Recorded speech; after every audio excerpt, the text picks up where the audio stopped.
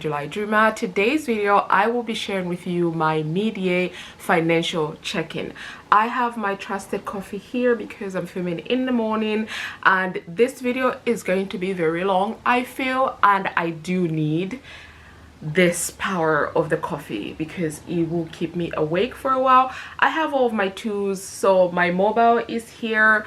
One of my planners that I'm gonna be using throughout this video is here, and then I also have my iPad. I was going to be doing a screen record on my laptop, but I just chose I would do screenshots of my my financial planners that I'll be covering in today's video. So that is what we're going to be talking about. So if you're new to my channel, hi, my name is Miranda. On this channel I share everything personal finance. I cover budgeting, saving and investing. If these topics are of interest to you, then please hit the like button, subscribe if you haven't already, and let's get into today's video. So we are literally a couple days away from end of June, which means, you know, the first half of the year is over, and on Monday the second half of the year begins. My birthday month as well is next month, so I'm very excited for the second half of the year. But I thought before I do that, I practically reset or check in on my entire life. But for the purpose of today's video, I'm just going to focus on my finances. For my home, I have been doing a lot of deep cleaning, trying to sort things out. I am doing my house inventory of things in my cupboards to see if anything has gone off, anything I need to replenish, and all of that good jazz. I'm doing, when it comes to financials, I'm doing the same thing I'm doing for my own personal finances, for my properties as well. And then I'm doing the same thing at work, like submitting all of the invoices that I have. I've just come back from a personal trip, but before that I went on a business trip. So it's kind of like doing the whole 360, not just in finances but my entire life. I just prefer to do it that way. I do similar things on a monthly basis. So before the month ends, I'm tracking my net worth, I am looking at my budgeting, I'm planning for the next month, I'm looking at my numbers, I'm cleaning my house, I am cleaning my cupboards just to check if there's anything that I need to eat now or get rid of, anything needs to replenish, and all of that good jazz. So that is exactly what I'm going to be doing in the next couple of days. So for my financials, I'm going to be doing screenshots because the numbers are going to change on the last day of the month, because that's when I track my net worth and all of that good jazz. So for me, I'm going to show you what they are right now, and that will be part of my mid-year financial check-in that I share with you guys. So the process that I follow is very simple. I have my planner here because I've written down all 10 points that I'm going to cover in today's video. So the first one is we're going to actually review my budget. I'm not going to set my July budget in today's video. I was intending on doing so, but to be honest, I prefer to do it on my laptop. I mean, I do my budget everywhere, but I prefer to show you guys my budget on my laptop. But as I'm going to just be using my iPad right now to look at things, I'm just gonna talk to you about it. So when it comes to reviewing my budget, obviously you guys know that I share my monthly budget on the channel every single month, and also on TikTok, and sometimes when I remember on my Instagram, I share all the time about my budget. But this one is a little bit different because instead of just looking at it on a monthly basis, I'm going to be looking at it over the last 6 months, essentially, right? Like looking at everything. So from my income, how much I've been spending on my bills, my expenses, savings, and investments, and all of that good jazz. So I will be looking into that. I have this Ultimate Wealth Dashboard 2.0 planner from Press Reset. Absolutely love it and absolutely recommend. I know they have 3.0, and when I bought this planner, she only had the Google Docs version, which I don't mind, but I'm an Excel girl, so I was very excited to hear that she has an Excel version of them. So I'll be purchasing that closer to the end of the year for 2025. But for now, I am loving the 2.0 Ultimate Wealth dashboard planner. So the view that I'm looking at right now, and I'll try to put a screenshot in this video, is my annual dashboard, which covers the areas that I've talked about. So with my budget, I am looking at my income, how much I have been able to bring in over the last 6 months, and right now it's showing that I've been able to bring in, without my properties, I've been able to bring in just over 45,000 pounds. And then in terms of my bills, I have sent over 12,000 pounds towards my bills, over 18,000 pounds towards my expenses. I have sent over 4,700 towards my savings. My investments, I've taken a tank because I have actually taken money out of my investments, specifically my ISA. So it's been minus 5,600 that I've taken out, and then total debt, I've sent about 17,000 pounds towards my debt. So this is how I am looking at my budget, and then I can go a little bit further and look at the annual totals and see specifically the breakdown in terms of my salary, how much I've brought in from my 9 to 5, from my blog earnings, from my Etsy, from other earnings, and then my bonus as well, just to give me an idea of what I've brought in so far. And then with my bills, I can also go deep and look at how much have I been able to send towards my mortgage. I make a payment of 900 pounds every single month. My mortgage repayment is 871, but I always make sure that I pay 900. So far I have been able to send 6,000 pounds. So I think if you add 900 times 6, it should give you 6,000 pounds. And then I've got an advanced mortgage, which I also try to pay 400 pounds. It's about 380, 350, 380. So if you calculate 400, that's 2,400 I've been able to send. And then I've got my utilities. I'm looking at how much I've sent to my utilities. Is this something I want to change? But to be honest, I have been with Scottish Power since 2020, and I was on a fixed bill with them until last year July, when I came off it and I had to start paying a little bit more. But otherwise it's still been better than most that I've seen, but it doesn't mean that I'm not going to do a look-see and see if I can get something cheaper. So but yeah, so if I wanted to, I could go look at my expenses at that level. But this is why I love the Ultimate Dashboard Planner, because it makes it easy for me. I don't have to go in each individual month to see exactly where my money went. I could, and I normally do, but I don't have to, because I've got the annual totals and the annual dashboard just showing me exactly where my money is going. So that's, you know, looking at my budget. It's important to review your budget and see where your money is going. I know for me personally, I send a lot of money towards my traveling. That one is for sure. Like if I look at travel right now, I have been able to send, let me see, travel, I have sent just under 4,000 pounds towards my traveling. So the next highest one here is miscellaneous, and the miscellaneous itself is not necessarily the high one, but I had to take out about 3,500-ish for my savings to pay for a rental property thing. So I put it in there because I wanted to show that, because I was taking money out of my own pocket, so I wanted to show that. But otherwise, travel is my biggest one, followed by gifts and tithing, which again makes me feel very happy. Then after that, I've got, what do I have, subscriptions, and business expenses are about the same. But yeah, so I'm looking at where my money is going and where I'm spending the majority of my money. I'm surprised, to be honest, but also not so surprised, that for my groceries so far I've only been able to spend just over £1,000 on my groceries. I'm gonna do a grocery shop today, so these numbers will definitely change. And maybe, because I'm planning to post this today, maybe once I have done my shopping, I can put the numbers in the tracker and then put them in the video.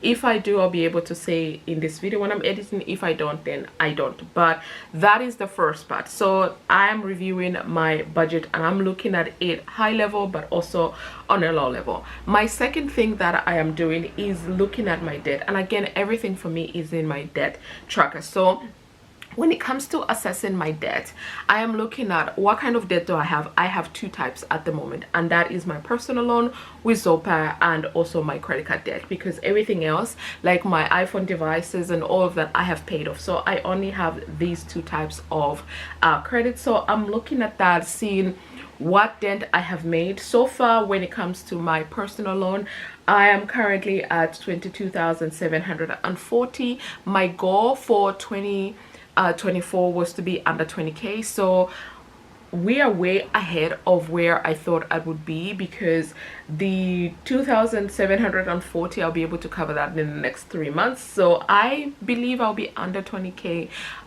real soon, so I'm happy about that. With my credit card debt, I did mention on Transfer Tuesday video that I just came back from my vacation on Tuesday. I hadn't done the numbers. I've now done the numbers, but I haven't made the repayments towards those credit cards because I'm waiting for my friends to send me some money. And in case they do not, I will be updating my trackers tomorrow, Friday, because that's when I'll be filming a debt-free Friday video, and I'll give you exact numbers that I have at that point. So they may be the same as what I gave you in Transfer Tuesday video, or they may be different. But I'm looking at my debt, assessing it, see if there are any improvements that I can make in the second half. Do I want to send a little bit more money towards my debt, which is my goal for the next, for the second half of the year, because I really do want to get rid of my credit card debt. At the moment it's still glaring at me at over 7,000 pounds, and I'm not happy about that, because I really do want to get rid of this debt so I can focus all of my extra income towards my personal loan. So that's the second thing. The third thing is managing my investments. Again, I just have to flick to another tab of my planner. So I go into my investments. So this one is under the same tab, savings, investments. And so for this one, for my investments, I had goals for my investments. I had to reach 50k in my work pension, which I did. I said to reach 30k in my ISA. Well, I don't think I'll be able to reach that, especially as I've taken out money from my ISA. I am now at 16k as opposed to the 25k that I was at when I began the year, when at the time when I was setting these goals last year. So this is a goal that I will be looking to adjust, right? I think I've done so in a couple of videos, but 30k in my ISA is no longer feasible unless some money drops from heaven and I'm able to do that.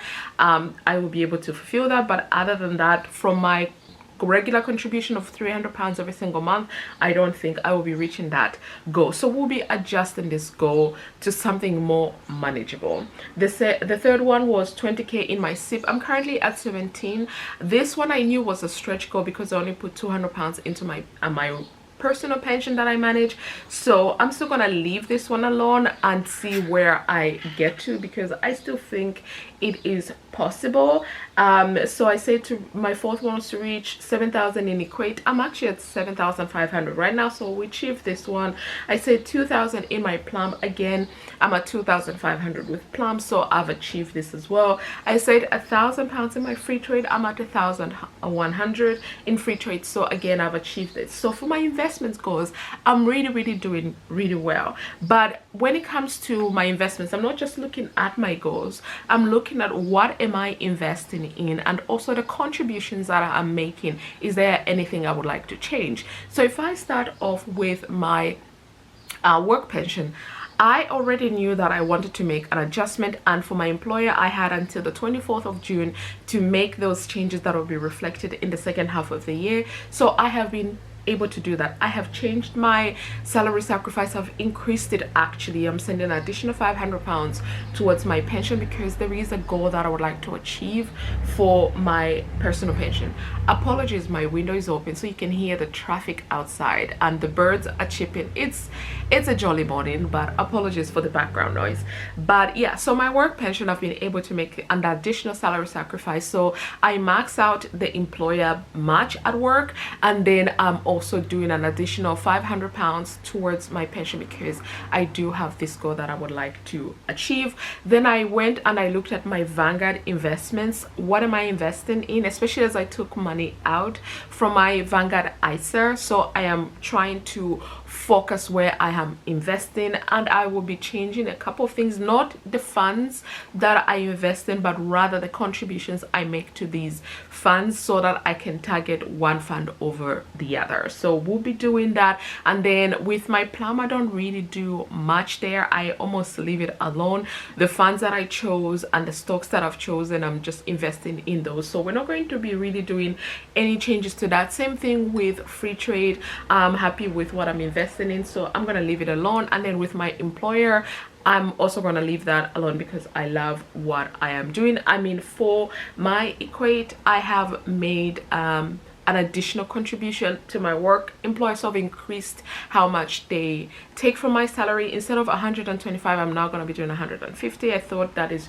in line with the goals that I would like to achieve. So that is what I'm talking about when I say manage my investment. So it's not only looking at my investment goals, but rather looking at what I am investing in, the contributions that I'm making. Are there any adjustments that I want to make? So that's the third thing. The fourth thing is with my savings. So savings progress with this one. So for my savings, I had a number of goals. I had to save 10K for my emergencies, so my emergency fund, 7,500 for my travel, save 10,000 for my bathroom renovation, my personal bathroom renovation, save 1,500 for my sinking fund, save 1,000 for gifts. So for the goals that I'm going to adjust, saving 10K for my bathroom renovation, I've crossed that out because it's no longer a priority in my life, so we're just going to skip that over. And yesterday I also made a decision to just also skip over saving 1,000 for gifts, and this is because I tithe and give every single month. So for me, this is no longer something that is in line with my life, in that I'm already doing it, so I don't have to have a specific money pot on the side. So because I just cash flow it within my budget. Yeah, so I'm going to remove that. The other goal, save 10K for my emergencies. At the time of filming this video, I'm about 50% of the way. For save 7,500 for travel. With this one, according to my tracker, I am 27% of the way, but like I said, I've already spent almost 4,000 pounds on my travel, so I have about 3,500 left, and I am actually going to be taking a break from traveling. I've just done so much traveling in the first half of the year, which I am forever grateful for, and I do not take it for granted. But me and my bank account can do with a break. Normally I try and travel for my birthday, but as I just came back from Cape Verde, it's too close to my birthday, which is 2 weekends from now. So I'm just going to skip traveling on my birthday and just chill at home. I'm gonna meet up with my friends, so that's fine. But coming back to my goals, I am doing well, I think, with my savings, because my 7,500 for travel is save and use, and if I've already used up almost 4,000 pounds, then I am on track.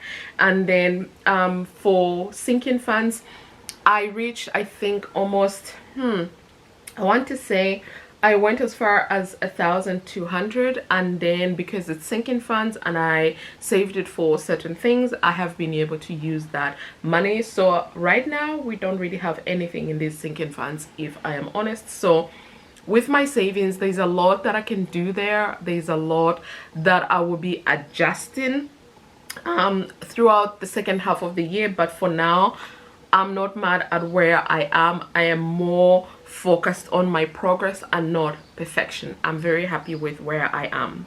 And then the fifth thing that I have here is my taxes. So my taxes for 2023 to 2024 are due January 31st next year, but I'll be meeting with my accountant next month. I was meant to meet with him this month, but then I cancelled and moved it to next month, so I'll be meeting with him next month. We'll be discussing everything, and then I will be submitting my taxes once I get an idea of everything that I need to be able to claim for and everything I need to be aware of and all of that good jazz. So that is where I am with my taxes. But with my taxes, I just feel like it's so important for me to pay attention to what I am paying essentially, especially as my properties are in my name, which I know people have got opinions about that, but for me, I wanted them in my name. And yeah, because initially I didn't think of them as a business. I just thought of them like every people older than millennials. I'm a millennial. I used to say, you know, your home is your retirement. For me, my rental properties were going to be my retirement, but for now I'm not so sure. So that's it. The sixth thing I have here is insurance coverage, and the only reason this made it onto my list is because when I was on vacation, and this was like on Monday earlier this week, I got a charge for my buildings and contents insurance, but they never sent me the booklet. Every insurance is in the UK, at least, is meant to inform you 90 to 60 days, 60 days to 30 days before your insurance is due, what your new premium will be, if there are any changes. Even if you're on auto enrollment, they still have to give you the opportunity to relook at the insurance to see if it still fits your needs, and if it doesn't, then, you know, call them, get a new quote, change things up, or leave and go somewhere else. We are allowed that, but I never got anything whatsoever. So I was surprised when this came about, and I was laughing at myself because these notebooks have everything. Even my trackers have everything. I write all my subscriptions down, all my insurances and all of that good jazz, but this one insurance for my first rental property, completely forgot, because it's an annual bill that somehow I forgot to transfer my previous trackers into my new trackers, and from my previous notebooks into my new notebooks. It really baffled me. But anyway, I called them and we started talking, and then I realized that all of my rental properties and unfurnished properties, so I don't know why I have been paying for buildings and contents when I should only be focused on buildings, because my tenants have their own contents insurance. Because even my white goods, so my fridge, stove and all of that, are covered in my buildings insurance. So when this lady said this to me, I just thought, the heck, why did I think of that? Because for my personal home, I have buildings and contents, because yes, I want to protect my contents of my home. But for my rental properties, I don't have content in those outside of the stuff that people bring in, which they take with them when they leave. So what exactly is the content aspect of it? So it's important to look at your insurance coverage. So I was happy that she said this to me. We were able to make adjustments, and my insurance now for my first rental is cheaper. So I'm gonna do the same for my second and my third rental. But for my own personal rental, my own personal home, I am looking at my insurance to see the coverage that I have is adequate for me and all of that gorgeous. So I have income protection, so I look at that and see if it's adequate. They actually sent me a letter recently to tell me that my monthly repayment is going up next month, so July. So we are adjusting the budget to make sure that, you know, I cover for that in my budget. And then I have my life insurance, I have buildings and contents insurance for my home, which I pay annually for. So assessing all of these things to make sure I have the right insurance coverage. Is there anything, like for my car, I pay annually. So again, I always look at my car insurance every single year to see if I can change to somebody who's a little bit cheaper but provides all the coverage that I need. The last 2 years I've not had to change, because this insurance company I've been using have been on the ball, in that they message me every single year and tell me, we're going to reduce your insurance because you've been a customer for us with this many years and you've been this good. But that doesn't stop me still searching, okay? Because I was with different insurance companies before, and then they came along and I went with them, and have been good for me, but I'm still going to be looking just in case. Hey guys, so I ran out of space on my previous memory card, so we are continuing on with my mid-year financial check-in. So we were talking about insurance coverages, where I talked about it's important for you to check all your insurances. So for your home, for your car, income protection if you have it, life insurance and all of that good jazz. So now, still with the same breath, the next one that I'm checking is beneficiaries. So this is number 7, which is beneficiaries. And for me, my beneficiaries have always been my niece and my nephew, my brother and my sister. So all of my investments, all of my properties, even my will, has them listed as my beneficiaries, and the percentages of my estates that they would get should something unexpected happen to me.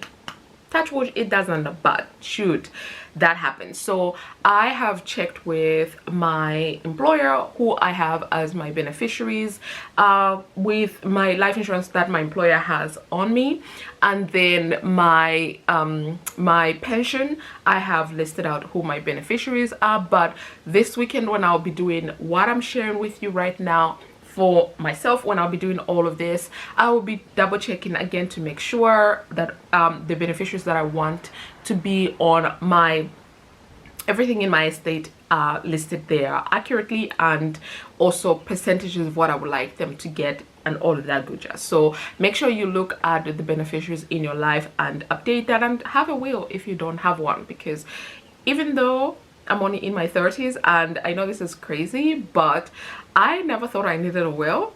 But my lawyers were like, yeah, you do. Everybody does. I'm like, cool, because it just protects your, you know, your loved ones. If you have written it down on how you want it to be split, it makes it so much easier. So yeah. Okay, so once we finish with the beneficiaries, we jump over to updating the financial goals. And the reason I have included this in as a step is because obviously for me, I have my financial goals. I've got a board there at the back where I have written down what my financial goals are, but my current tracker also has them.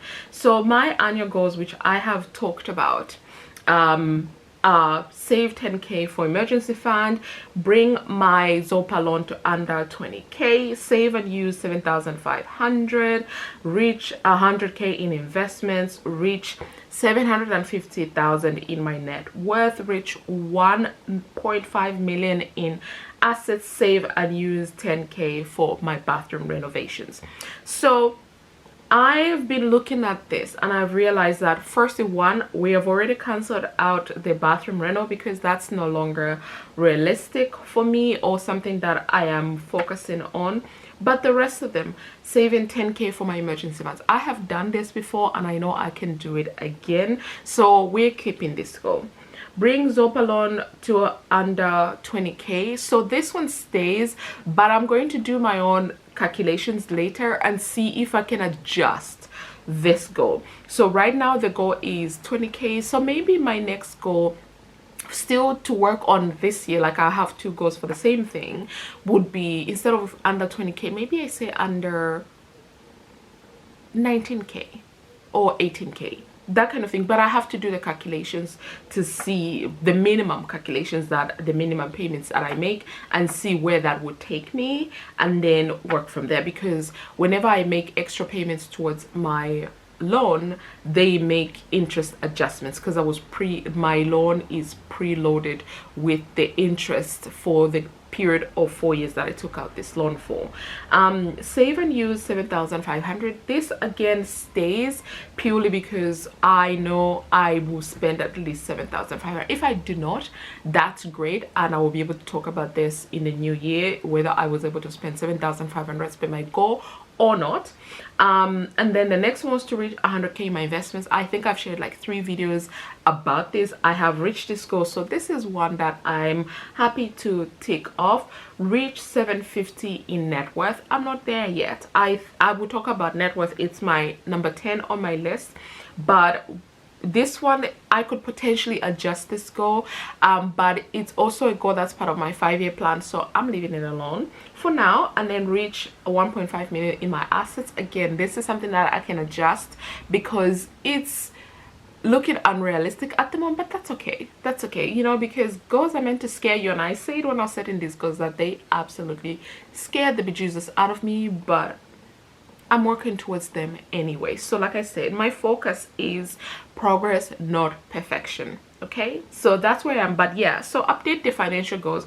So some of them I'm going to remove completely. Some of them I'm going to have the original goal and the new anticipated goal, especially for my investments and also for the personal loan as well. But yeah, that is something that you can do. You're allowed to adjust your goals because lives, okay? The first half of the year, at least for me, when I was setting my goals, it was in Q3 of 2023. So the outlook that I had then is definitely different to the outlook that I have now, especially as I've lived the first 6 months of this year. What I was thinking I could easily do is maybe starting to look a bit impossible. Oh, maybe my life has changed. You know, you don't know, maybe your life has changed as well. Maybe when you were setting the goals, your finances were on check, you had a good paying job and things were honky-dory, but now maybe things have changed completely.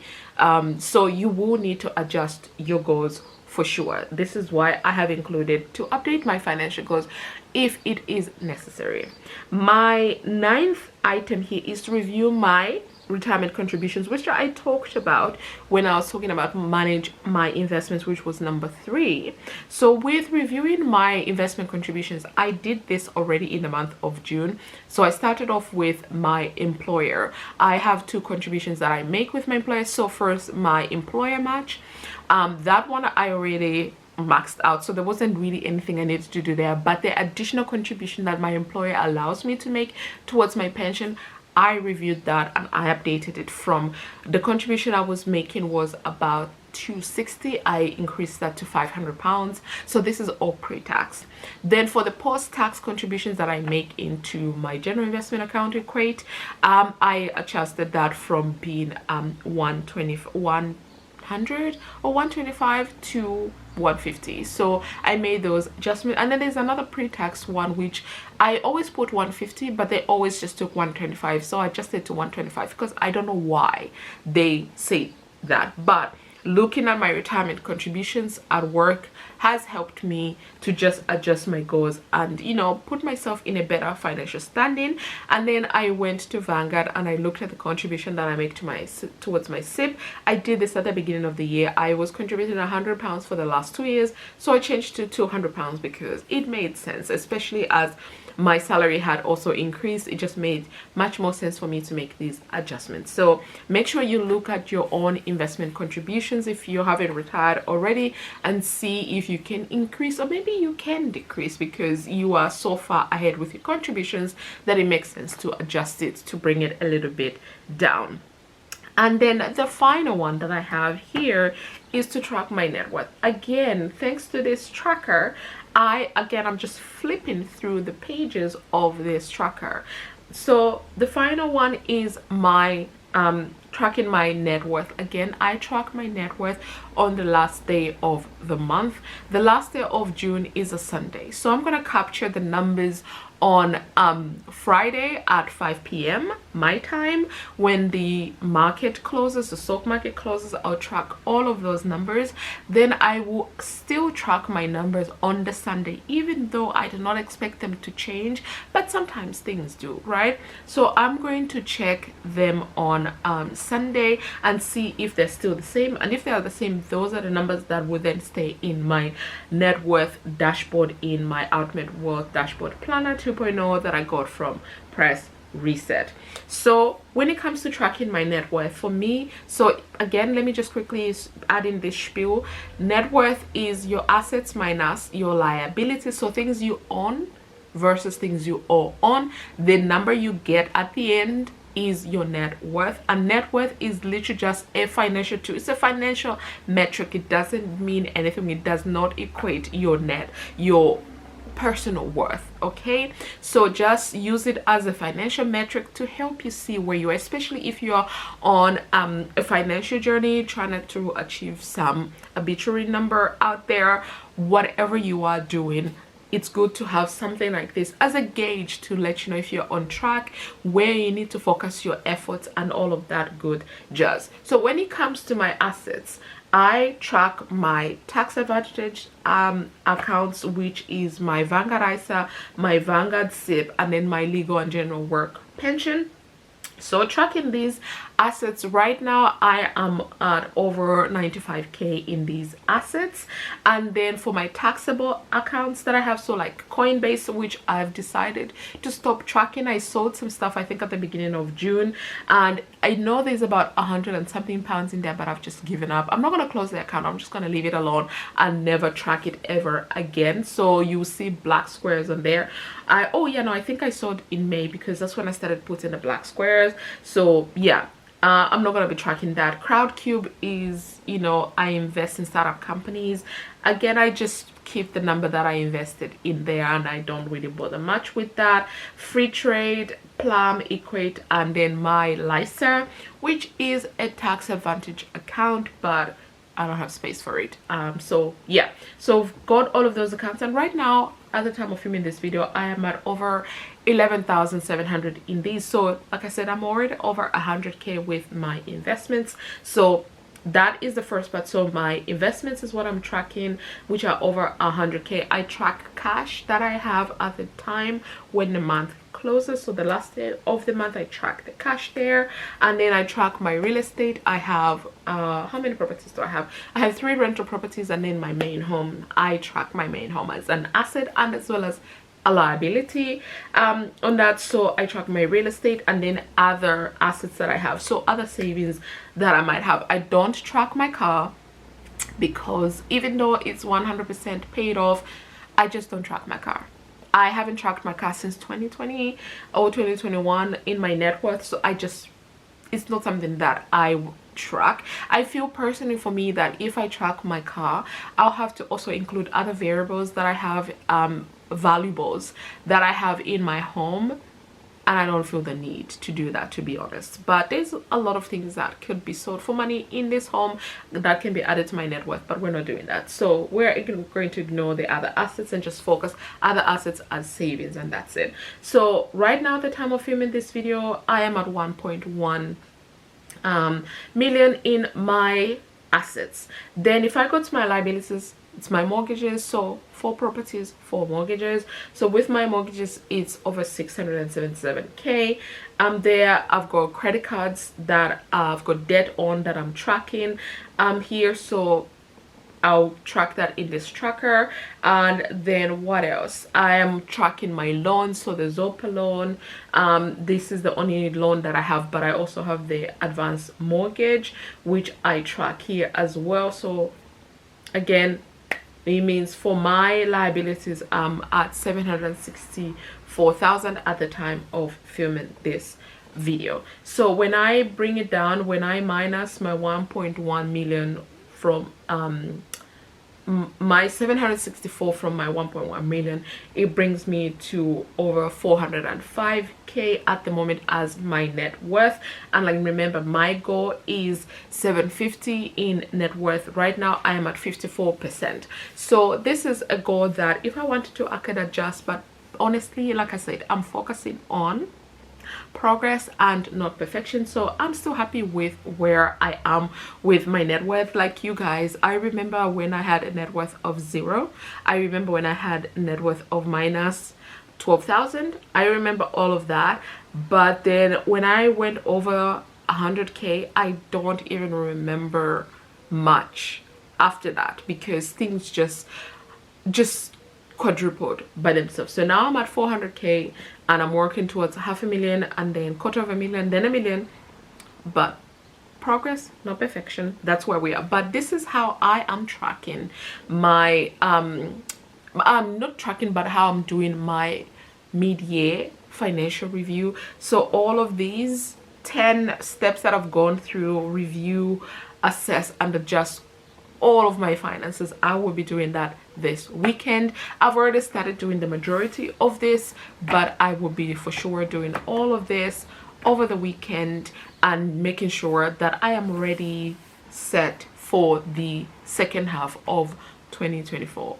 It is weird for me to say second half of 2024 because I honestly feel like we just started 2024, but we're already halfway through, and I'm excited to work on my goals for the second half, and also start thinking about the goals that I would like to achieve next year. I have my 5-year plan, which is my guide, but there are other things outside of that that I would like to work on. But other than that, this is my mid-year financial check-in, you guys. I hope you enjoyed this video. If you did, please give it thumbs up, subscribe if you haven't already, and I'll see you guys tomorrow for my June 2024 debt-free update video, where we'll be talking in more detail about my credit card debt situation, as well as a quick overview of my personal loan and where I am with that. So thank you so much for watching, and I'll see you again